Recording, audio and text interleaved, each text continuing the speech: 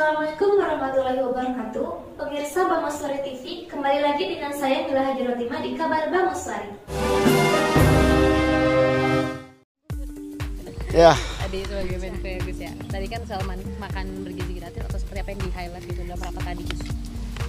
Ya, hari ini kita rapat koordinasi pemberdayaan masyarakat, diikuti oleh Menteri UMKM, Menteri Koperasi, Menteri Perlindungan Pekerja Migran, Menteri Sosial, Menteri Ekonomi Kreatif, dan Menteri Koperasi. Kemudian Menteri Desa.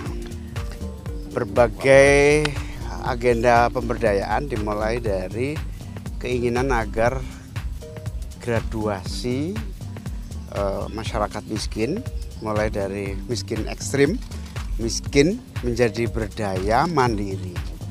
Dari sana ada banyak isu-isu yang harus ditangani cepat. Salah satunya data tunggal agar tepat sasaran. Yang kedua, meningkatkan kapasitas usaha kecil menengah dan koperasi dengan memberi kapasitas kemampuan, kemudian bahan baku, holding antar UMKM akan kita lakukan agar usaha besar bersinergi kolaborasi dengan UMKM. Lalu kita juga akan melakukan atas perintah Pak Presiden meningkatkan kapasitas dan kemampuan para pekerja migran yang ke luar negeri. Insya Allah akan dibangun paling tidak 100 balai latihan kerja baru untuk pemberangkatan persiapan jabatan tertentu kualitas standar skill dan vokasi yang disiapkan khusus melalui 100 balai latihan kerja baru.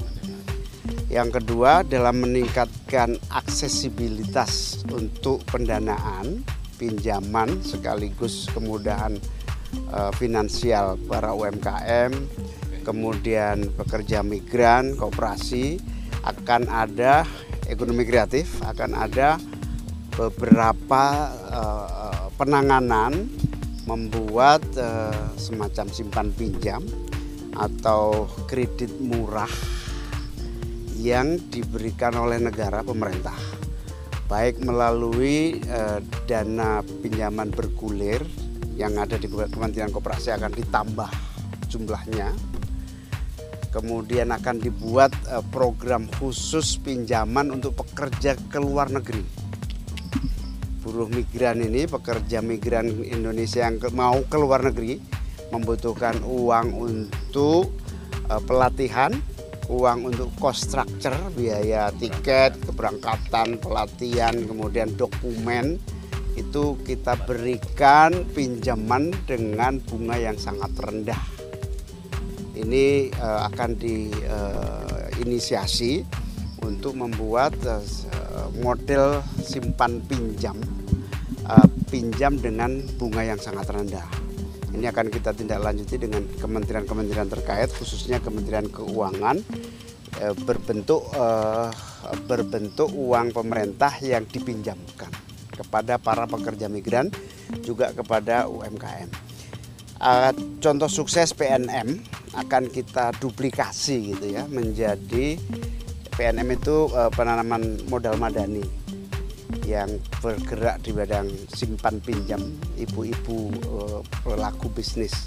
Nah, ini akan duplikasi untuk pekerja migran, duplikasi untuk UMKM, duplikasi untuk koperasi. Berikutnya optimalisasi bantuan sosial melalui Kementerian Sosial juga dilakukan berbagai pembenahan, termasuk kepada para kaum miskin yang layak mendapatkan bantuan boleh diusulkan dan boleh disanggah, yang sudah tidak miskin tapi masih mendapatkan bantuan boleh disanggah melalui Kementerian Sosial, atau yang belum mendapatkan bantuan silahkan disanggah, silahkan diusulkan. Pokoknya gini, tidak ada satupun orang miskin di Republik ini yang tidak mendapatkan bantuan. Itu yang paling akan kita lakukan dalam waktu cepat. Kita juga akan membuat acara bersama Bapak Presiden melalui Menteri UMKM yaitu pembebasan utang,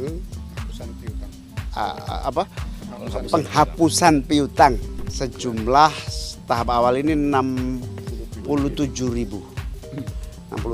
penghapusan piutang yang akan dilaksanakan langsung oleh Presiden dalam waktu dekat. Saya kira itu poin-poin hasilnya. Intinya pemberdayaan masyarakat itu akan ambil langkah-langkah, termasuk Pak Presiden juga ingin membuat sekolah khusus untuk anak-anak yang tidak mampu tapi masih di bawah naungan orang tua, dibina langsung khusus dalam sekolah rakyat. Pak, tadi yang simpan pinjam itu nanti bentuknya koperasi atau seperti apa Pak? Kan selama ini juga udah ada KUR ya Pak dari BUMN? Ya, karena KUR, PNM, kemudian lembaga bergulir ada, tambah lagi, kita tambah. Tapi itu semakin banyak, intinya gini, punya pemerintah. Intinya kita ingin menambah akses permodalan dengan bunga rendah. Persiapannya berapa banyak Pak? Berapa triliun mungkin Pak? Ya bisa 20 triliunan total ini. Bentuknya dana abadi pendidikan. Dana abadi pendidikan, dana abadi bergulir.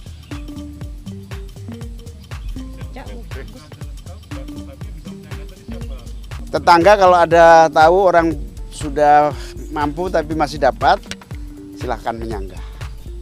Melihat tetangga ini udah kaya kok masih dapat, ya, silahkan. Ada aplikasi khusus dari Kemensos online. Cek bansos. Cek bansos. Aplikasinya cek bansos, di situ ada usul sanggah. Jadi boleh usul, boleh sanggah dengan bukti-bukti yang cukup tentunya ya. Nanti ada poin-poinnya yang usul saya belum dapat. Ya. Usul ini kok sudah kaya tapi kok masih dapat. Nah, buktinya ada. Itu apa aplikasinya namanya? Cek bansos. Cek bansos. Yang belum menyangka siapa Gus? Ya tetangga yang usul. Masyarakat. Wartawan lebih-lebih. Di sini agak kepo dikit selain dari program di dalam tadi kan ada notaris juga ya. Itu ya. Oh beda ruangan. Beda agenda. Beda agenda. Beda tamu. Oh, iya. Beda pemberdayaan. Mungkin dilibatkan atau apa perannya begitu. Oh enggak ada. Oke. Beda tamu. Kalau mungkin sekolah Oke, ya. tadi itu di setiap daerah nanti dibangun Belum, baru uji coba 3 titik dulu. di mana itu? Jabodetabek. Di bawah itu. Kemensos. Itu yang nanti yang sekolah di situ yang diutamakan yang seperti Yang tidak mampu. Miskin ekstrim. Sebetulnya diutamakan boardingnya ya, yang paling penting itu, sehingga gizinya tertangani. dan itu bebas biaya. Iya, kita uji coba. Terus kenapa di Jabodetabek sejauh ini kan? Yang paling banyak orang ya, Terus sejauh ini kan juga insentif yang diberikan pemerintah kan cukup jangka panjang ya. Sedangkan kemarin inflasi kita di 2024 itu paling rendah sepanjang sejarah 1,57%. Kalau dari pemerintah insentif yang untuk jangka cepatnya nih untuk menyelesaikannya ada nggak? Menteri Keuangan itu yang tahu ya, detailnya. Demikianlah kabar Bangun Sore kali ini. Kita akan kembali di kabar Bangun Sore berikutnya. Saya Mila Hajar Fatimah beserta seluruh kru kerabat kerja yang bertugas undur pamit. Billahi taufiq wal hidayah. Wassalamualaikum warahmatullahi wabarakatuh.